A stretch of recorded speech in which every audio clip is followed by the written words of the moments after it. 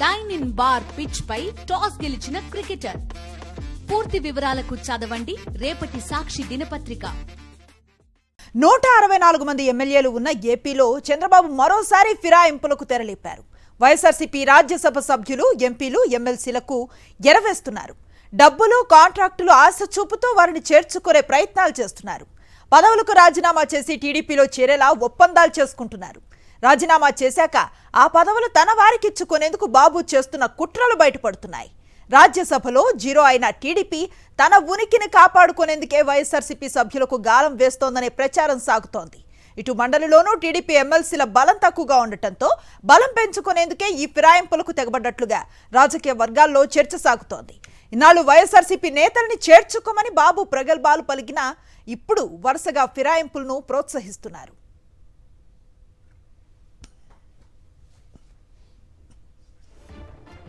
గతంలో 151 సీట్లు సొంతంగా సాధించిన వైఎస్ జగన్ ఏ రోజు ఫిరాయింపులను ప్రోత్సహించలేదు. మండలిలో బలం లేకపోయినా అనైతిక రాజకీయాలు చేయలేదు. నాడు రాజ్యసభ సభ్యులను ప్రలోభ పెట్టలేదు. కానీ ఇప్పుడు 164 మంది ఎమ్మెల్యేలు ఉన్నా తన నైజం బయట పెట్టుకున్నారు చంద్రబాబు. ఎన్టీఆర్ ఎపిసోడ్, ఓటుకు నోటు ఎపిసోడ్లతోనూ అడ్డంగా దొరికినా తన బుద్ధి మాత్రం మార్చుకోలేదు. మళ్ళీ ఇప్పుడు ఫిరాయింపుల కోసం చంద్రబాబు ప్రయత్నాలు చేస్తూ ఉండటంపై విమర్శలు వ్యక్తమవుతున్నాయి.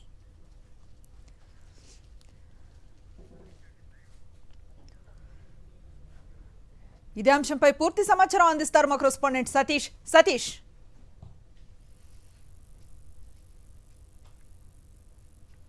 మరొకసారి తెలుగుదేశం పార్టీ అధ్యక్షుడు, ప్రస్తుత ఆంధ్రప్రదేశ్ ముఖ్యమంత్రి చంద్రబాబు తన ఫిరాయింపు పాలసీకి తెరపైకి తీసుకొచ్చారు. వైఎస్ఆర్ కాంగ్రెస్ పార్టీకి సంబంధించినటువంటి రాజ్యసభ సభ్యులు, శాసన మండలి సభ్యుల్ని ప్రలోభ పెట్టేందుకు, వారితో బేరసారు జరిపేందుకు ఆ ప్రయత్నాలు చేస్తున్నట్టు విస్తృతంగా చర్చ సాగుతుంది. ముఖ్యంగా ఈసారి రాజకీయాల్లోకి ఓటీఎస్ పథకాన్ని చంద్రబాబు తీసుకొచ్చారు. మరింత దిగజారేటువంటి రాజకీయ విధానాలకు చంద్రబాబు శ్రీకారం చుడుతూ ఉన్నారు ప్రస్తుతం అని రాజకీయ వర్గాల్లో, ముఖ్యంగా తెలుగుదేశం పార్టీలోనే, కూటమి పార్టీలో కూడా ఈ చర్చ సాగుతుంది. ప్రస్తుతం రాజ్యసభలో జీరోగా ఉన్నటువంటి తెలుగుదేశం పార్టీ, అంటే తెలుగుదేశం పార్టీ స్థాపించినప్పటి నుండి గతంలో ఎప్పుడూ లేని విధంగా ఇప్పుడు రాజ్యసభలో ఒక్క సభ్యుడు కూడా లేకుండా, అసలు ప్రాతినిధ్యం లేకుండా తెలుగుదేశం పార్టీ పరిస్థితుంది. సో 164 సీట్లు కూటమి పార్టీలకు మొన్నటి ఎన్నికల్లో ప్రజలు ఇచ్చి అఖండమైనటువంటి మెజారిటీ ఇచ్చి, సంపూర్ణ మెజారిటీ ఇచ్చినా సరే ఇంకా వైఎస్ఆర్ కాంగ్రెస్ పార్టీకి సంబంధించినటువంటి నేతలను, రాజ్యసభ సభ్యుల్ని, అదేవిధంగా శాసనమండలి సభ్యుల్ని ప్రలోభ పెట్టేటువంటి ప్రయత్నం చేయడం పట్ల తీవ్రమైనటువంటి విమర్శలు వెల్లువెత్తుతూ ఉన్నాయి. రాజ్యసభలో జీరో అయినటువంటి నేపథ్యంలో కొందరు రాజ్యసభ సభ్యుల్ని ప్రలోభ పెట్టడం, వారితో బేరసారాలు చేసేటువంటి ప్రయత్నం చేయడం, వాళ్ళు మీరు మా పార్టీలోకి రండి, మీకు డబ్బులు ఇస్తాం, కాంట్రాక్టులు ఇస్తాం, రాజీనామా చేసి వస్తే ఆ సీట్ని వేరొక డబ్బున్నటువంటి మా తెలుగుదేశం పార్టీ నేతలకు ఆ సీట్లు ఇచ్చుకుంటాం, మా రాజ్యసభలో మా ప్రాతినిధ్యాన్ని పెంచుకుంటాం అన్నటువంటి ఒక ఓటీఎస్, వన్ టైం సెటిల్మెంట్ పథకాన్ని రాజకీయాల్లోకి చంద్రబాబు ఇప్పుడు తీసుకొస్తున్నటువంటి విమర్శలు వినిపిస్తూ ఉన్నాయి. అదేవిధంగా శాసన మండలిలో కూడా బలం తక్కువ ఉన్నటువంటి నేపథ్యంలో ప్రస్తుతం శాసన మండలిలో వైఎస్ఆర్ కాంగ్రెస్ పార్టీకి సుమారుగా 40కి పైగా ఆ శాసన మండలి సభ్యులు ఉన్నారు. తెలుగుదేశం పార్టీకి చాలా తక్కువ మంది ఉన్నటువంటి పరిస్థితి.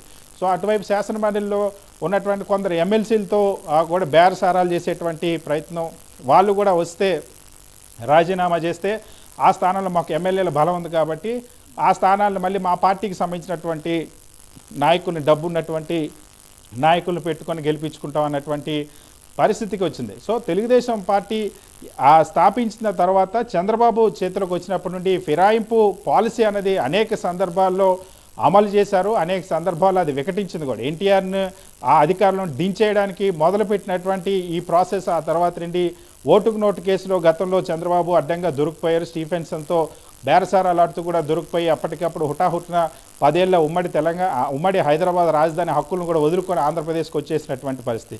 ఇటువంటి చేదు అనుభవాలు ఉన్నా సరే తన ఫిరాయింపు పాలసీల విషయంలో మాత్రం ఎక్కడ చంద్రబాబు తగ్గడం లేదు. ఇప్పుడు 164 సీట్లు ఇచ్చారు ప్రజలు. 164 సీట్లతో కూటమి ప్రభుత్వం ఉంది, సంపూర్ణమైనటువంటి మెజారిటీ ఉంది. ఎక్కడ ఎటువంటి ప్రభుత్వం నడపడానికి కూడా ఇబ్బంది లేదు. అయినప్పటికీ కూడా ప్రతిపక్ష వైఎస్ఆర్ కాంగ్రెస్ పార్టీకి సంబంధించినటువంటి నేతల్ని ప్రలోభ పెట్టి ఫిరాయించేటువంటి ప్రయత్నం చేయడం పట్ల సర్వత్రా విమర్శలు వినిపిస్తూ ఉన్నాయి. ఇప్పటికే మొన్నే చంద్రబాబు ఒక స్టేట్మెంట్ ఇచ్చారు. తెలుగుదేశం పార్టీ నాయకులు కూడా దాన్ని చాలా పెద్దగా ప్రచారం చేసుకున్నారు. టెలికాన్ఫరెన్స్లోనే ఉమ్మడి విశాఖకు సంబంధించిన స్థానిక సంస్థల ఎమ్మెల్సీ ఎన్నికల సందర్భంగా ఈ కామెంట్ చేశారు. వైఎస్ఆర్ కాంగ్రెస్ పార్టీ నేతలంతా కూడా అవినీతి పరులు, వాళ్ళని ఎవరిని కూడా మేము మా పార్టీలోకి తీసుకోము, మా పార్టీ కార్యకర్తలకు అన్యాయం చేయం, నాయకులకు అన్యాయం చేయమంటూ చంద్రబాబు ప్రగల్భాలు పలికారు. కానీ అది జరిగినటువంటి 2 వారాలు కూడా తిరగకముందు ఇప్పుడు ఆ రాజ్యసభ సభ్యుల్ని, శాసనమండలి సభ్యుల్ని ప్రలోభపెట్టేటువంటి ప్రయత్నం చేయడం పట్ల సర్వత్రా విమర్శలు వెలువెత్తున్నాయి.